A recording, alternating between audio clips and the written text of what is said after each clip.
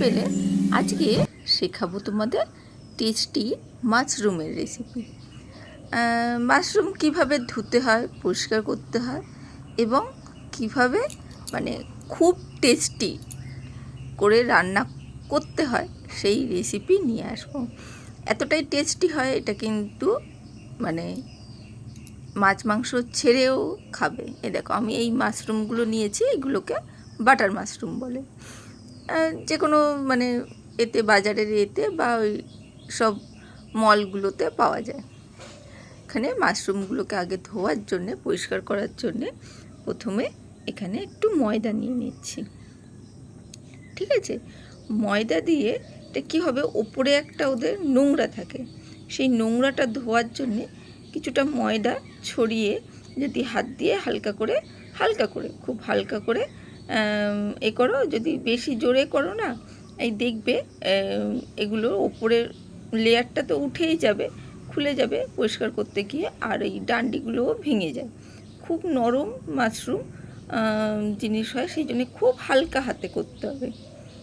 পরিষ্কারটা না করতে জানলে খুব মুশকিল হবে। একদম ওপরের স্তরটা যদি উঠে যায় তাহলে আর ঠিক করে রান্না করা যাবে না। সেই জন্যে খুব কেয়ারফুলি এই জিনিসটা করতে হবে। আর ময়লা পরিষ্কার না করলে এটা তো একটু ছত্রাক জাতীয় জিনিস, সেই জন্যে ময়লাটা পরিষ্কার করতে হয় ওপরে। মানে খুব হালকা হাতেই ময়দা দিয়ে এইভাবে যদি মানে করা যায় তাহলে খুব তাড়াতাড়ি পরিষ্কার হয়ে যায়, আর উপরের লেয়ারটা মানে ময়লা লেয়ারটা উঠে যায়, আর মাশরুম যেরকম থাকে সেই রকম থাকে। খুব মানে জল দিয়ে রগড়ারগড়ি করলে কি হয়, ময়লাটা পরিষ্কারও হতে চায় না, আর ওইদিকে মাশরুমগুলো নষ্টও হয়ে যায়। তাই জন্য তোমাদের পদ্ধতিটা দেখিয়ে দিলাম। আর এখানে তারপরে এই জল দেবে, জল দিয়ে এইভাবে একটু নাড়াচাড়া করে তুলে নেবে, দেখবে ময়লাগুলো পরিষ্কার হয়ে গেছে। দুবার ধুয়ে নেবে ময়দাটা, তাহলে এই ময়দার সাথেই কিন্তু যে ময়লাটা রয়েছে সেটা কিন্তু বেরিয়ে যাবে। মাশরুমটা কিন্তু সব সময় মানে একটু পরিষ্কার করে নিতে হয়, না হলে কোনো অসুবিধে নেই। সেই পদ্ধতিটা অনেকেই জানে না, সেই জন্যে জানিয়ে দিলাম। দেখতেই পাচ্ছ জলটা কতটা ময়লা ভেসে উঠেছে, সেই ময়লাগুলো এই মাশরুমের গায়েই ছিল। এটাই দুবার তিনবার আমি ধুয়ে নেব। আর যেসব বন্ধুরা মানে প্রথম দেখতে শুরু করেছো তারা যদি লাইক দিতে ভুলে যাও, অবশ্যই লাইকটা দিয়ে দিও। দেখতেই পেলে এটা বেশ কিন্তু ভালো করে আমি ধুয়ে নিয়েছি। এবারে কাটার পালা। কাটাটা কোনো ব্যাপার না, আস্ত আমরা রাখবো না, একটু কেটে নেবো মাঝখান থেকে, একটু কেটে নিতে পারি। আর যদি মনে হয় একটু ছোটো করবো তাহলে 4 ভাগ করবে। বেশি বড় যদি সাইজে মাশরুম থাকে তাহলে একটু 4 ভাগ করে নেবে, আর ছোটো হলে 2 ভাগ করলেও হবে। এইভাবে কেটে এই তলার যে অংশগুলো রয়েছে সেইগুলো একটু বাদ দিয়ে দিতে হবে। এই জায়গাটা একটু শক্ত থাকে, তলার পোর্শনটা, ওটা একটু সেদ্ধ হতে অসুবিধে হতে পারে, সেই জন্যে ওই পোর্শনটা হালকা করে একটু বাদ দিয়ে দেবো। এইভাবে কেটে নেবে। তাহলে মাশরুমটা ধোয়ার পদ্ধতি শিখে গেলে, মাশরুমটা কাটার পদ্ধতিও শিখে গেলে। আর অবশ্যই যারা এখনও পর্যন্ত খাওনি বা খুব বাড়িতে আনলে হয়তো অনেকে পছন্দ করে না, এইভাবে একবার রান্না করে দেখবে, একদম সত্যি মাছ মাংস ছাড়াই কিন্তু এটা খাবে। আর এখানে আমি নিয়েছি এটা বাটারটা গলিয়ে নিয়েছি, বাটারটা উপর থেকে এইভাবে চারিদিকে ছড়িয়ে বাটারটা দিয়ে দিলাম। এটা একটা আলাদাই টেস্ট হয় মাশরুমটার জন্যে, সেই জন্যে এই বাটার কিছু মশলা মাখিয়ে নেবো। চলো আস্তে আস্তে অল্প মশলাগুলো সব দিয়ে দিই। বাটার দিয়েছি, একটু সামান্য লবণ দিলাম। বাটারে যেহেতু আমাদের সল্টেড বাটার, সেই জন্য অবশ্যই একটু লবণটা হালকা করে দেবে।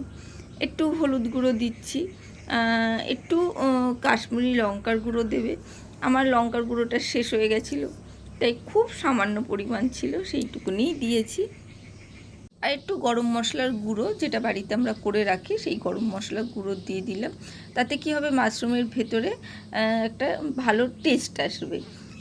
আর এখানে তোমরা চিনিটা দিতে পারো, চিনিটা নাও দিতে পারো, যার যেরকম ইচ্ছা সে সেইভাবে এই ম্যারিনেশন করে একটু রেখে দেবে।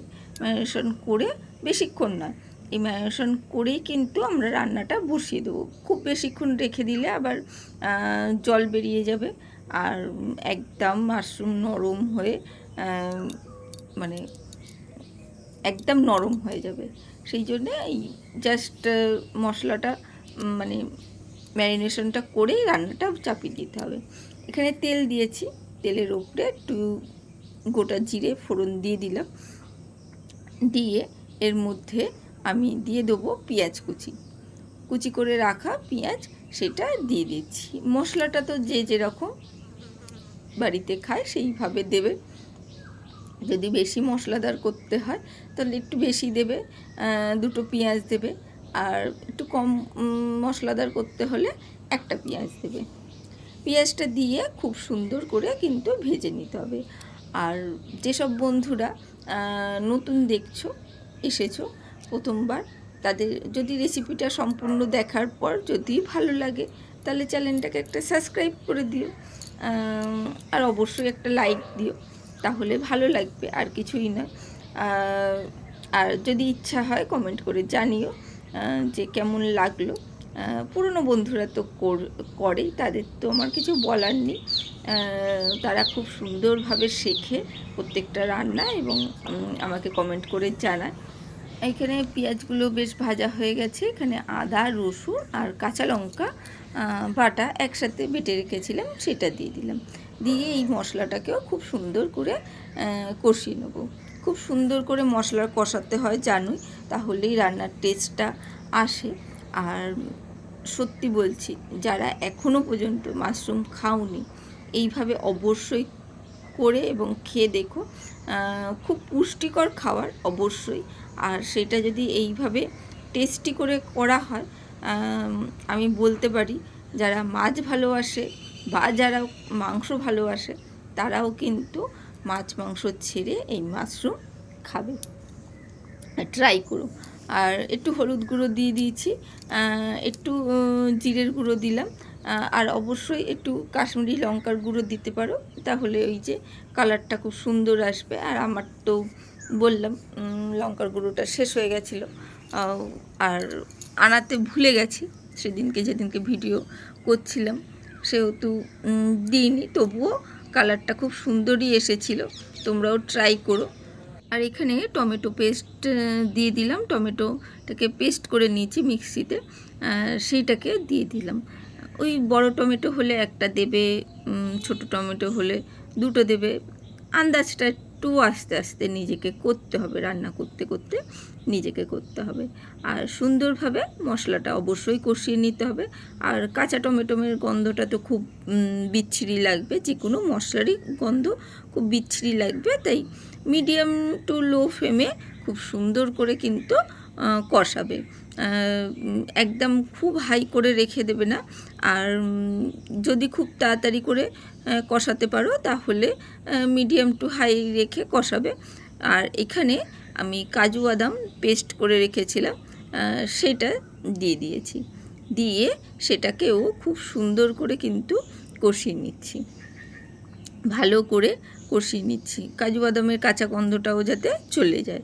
আর কাজু বাদাম দেওয়ার সাথে সাথেই দেখবে বেশ কিন্তু আটকে আটকে যাবে, তাই খুব কেয়ারফুলি কষাতে হবে। আর এখানে আমি কাসুরি মেথি দিয়ে দিলাম, কাসুরি মেথি দিয়ে খুব সুন্দর করে কষিয়ে নেবো। তোমরা মানে শেষে একটু গুঁড়ো করেও দিতে পারো, আমি এমনি কাসুরি মেথিটা দিয়ে ভালো করে মশলার সাথে কষিয়ে নিচ্ছি। এইভাবেও একবার করে দেখো, বেশ রান্নার টেস্ট আসে।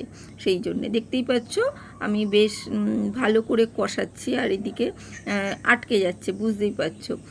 এবারে হালকা করে একটু জল দিয়ে কষাচ্ছি, কারণ ওই কাজু বাদাম বাটাটা দেয়া হয়েছে তো, সেই জন্যে আটকে যাচ্ছে, আর কিছুই নয়।